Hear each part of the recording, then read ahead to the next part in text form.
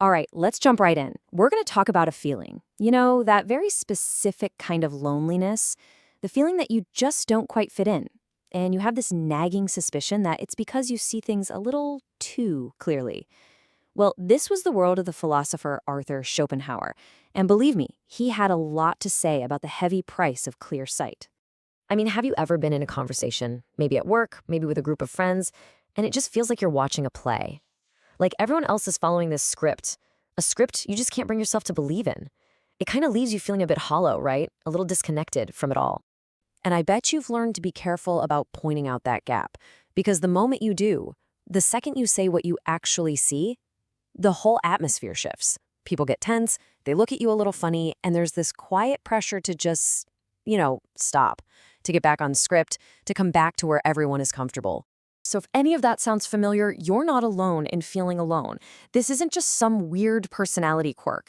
It's a real phenomenon, something Schopenhauer studied with, frankly, uncomfortable precision. He basically put a name and a framework to this isolating experience of seeing more than you're supposed to.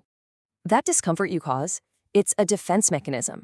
It's not really about arguing facts with you. It's a kind of social pressure, a signal that you're veering off the shared story that keeps things running smoothly. And Schopenhauer's whole philosophy explains exactly what that story is and what's really going on underneath it.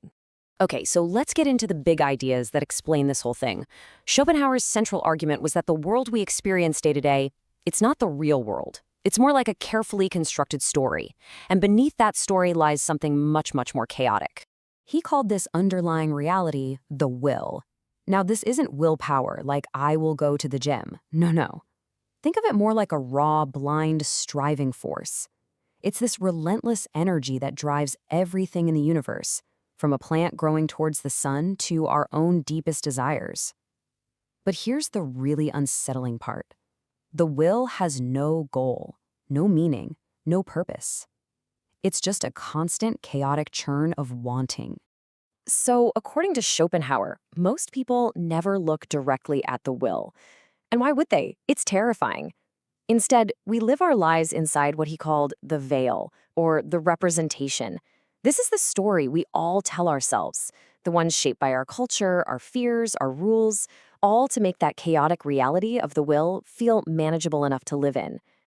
And this table right here just nails the central conflict, doesn't it?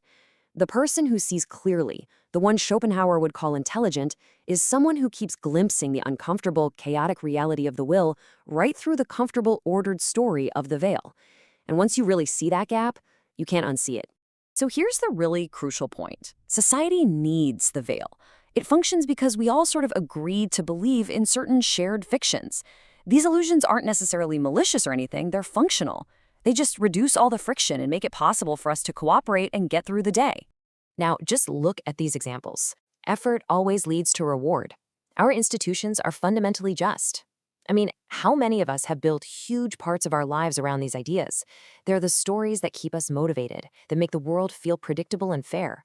But the moment someone points out that, hey, maybe, just maybe, these aren't always true, well, that's not just an argument, it's a threat to the whole social fabric. And this is what leads to that very specific kind of isolation we talked about. It's not the loneliness of people disliking you.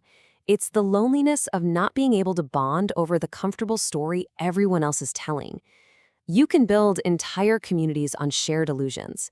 It's a lot harder to build one on seeing right through them. So this brings us to a really serious point. The person who sees clearly isn't just an outsider, they're often seen as a danger. And why is that?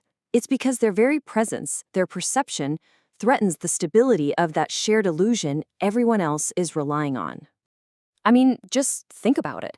First, by refusing to look away, you're reminding other people that a choice is being made to ignore reality. Second, you're questioning authority that really only works if it's not scrutinized too closely.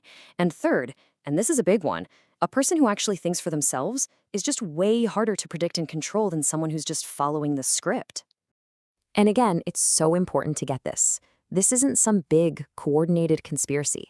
It's just the natural, totally unavoidable friction that happens when a genuine, independent perception bumps up against a social system that is optimized for predictability and conformity.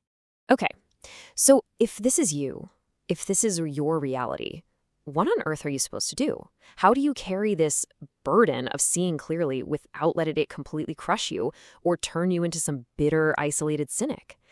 Well, Schopenhauer's philosophy, as bleak as it can be, actually points toward a path forward.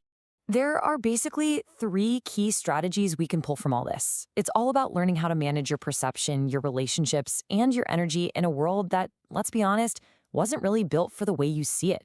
First up, and this one is absolutely crucial, you have to separate the act of seeing from the act of saying. You don't have to call out every single faction you encounter. Your perception can be a private tool, a superpower that informs your own decisions, without needing to be a weapon you pull out in every conversation. Real wisdom is knowing when to speak up and when to just see and let it be. The second strategy is all about connection, but it requires a pretty radical shift in your thinking. It means you have to let go of the need for everyone to get you, and instead focus all your energy on finding just one person who truly gets it.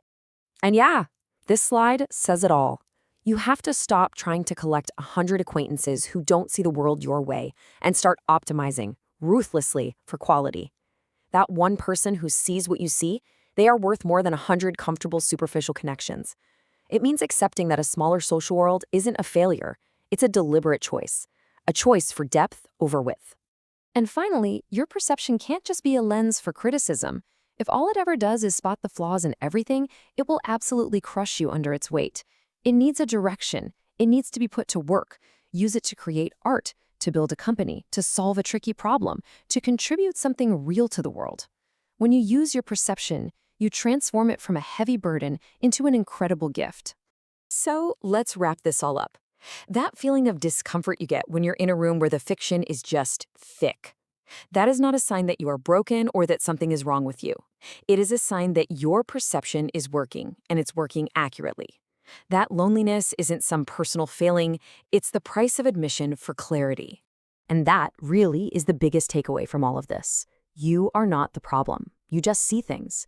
And living closer to reality is always going to be more uncomfortable than living in the story. But you know what? It's also the only place from which anything real can actually be built. So the question isn't how to stop seeing. It's what you will choose to build with what you see.